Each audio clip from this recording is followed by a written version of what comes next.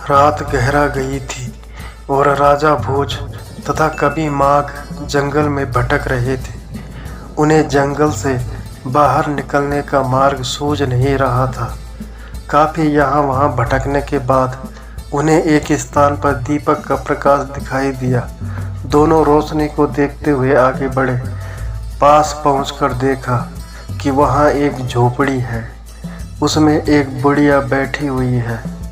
राजा भोज और माघ कवि ने उसे प्रणाम किया और राजा ने पूछा कि यह रास्ता कहाँ जाता है। बुढ़िया ने कहा, यह रास्ता कहीं नहीं जाता, मैं कई सालों से इसे यहीं देख रही हूँ।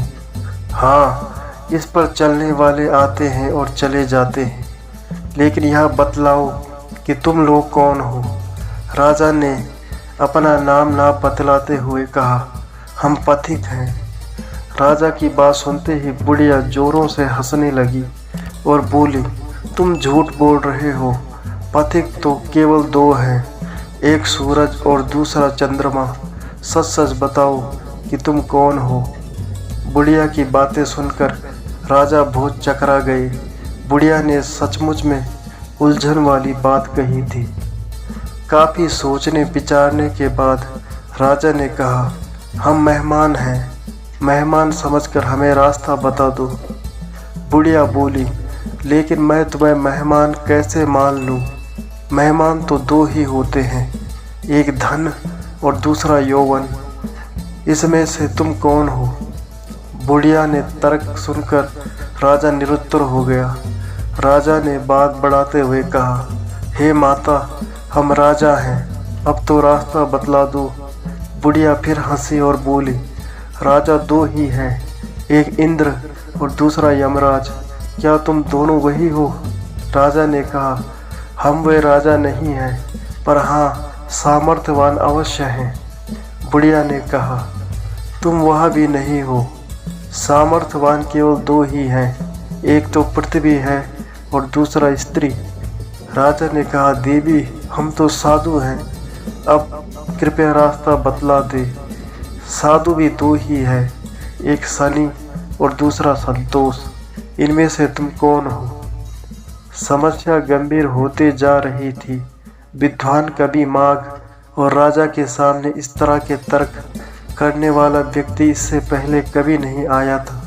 मज़ेदार बात तो यह थी कि बुढ़िया बहुत ही संक्षिप्त में तर्क संगत, अर्थपूर्ण और काफ़ी गंभीर बात कह रही थी। राजा भोज बोले, माँ, हम तो परदेसी हैं, अब कृपया रास्ता बतला दो। बुढ़िया बोली, फिर वही बात, परदेसी भी दो ही होते हैं, एक जीव और दूसरा पेड़ का पत्ता। तुम तो इनमें से कोई भी नहीं हो। कभी माघ से रहा नहीं गया। वे विनम्रता पूर्वक हाथ जोड़कर बोले, माँ, हम गरीब हैं, अब तो रास्ता बतला दो।